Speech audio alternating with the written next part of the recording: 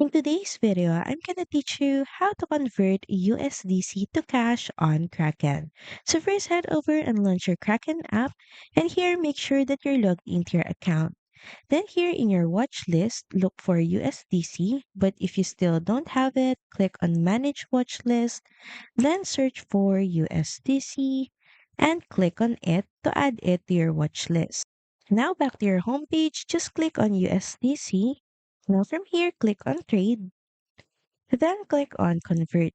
Now from here, search for USDC as convert from and make sure that this drop down menu now change or switch to USDC. Next is enter the USDC amount that you would like to convert. Then next is choose the currency that you want to convert USDC into. Then just press on continue.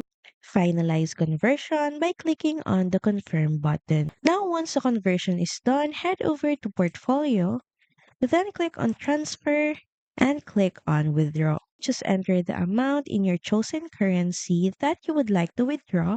Then choose the account or bank account that you would like this amount to go. Then lastly, just click on the right button. Click on the confirm button to finalize conversion of USDC to cash. So that's pretty much it. Thank you very much for watching this video and I'll see you again on the next one. Bye!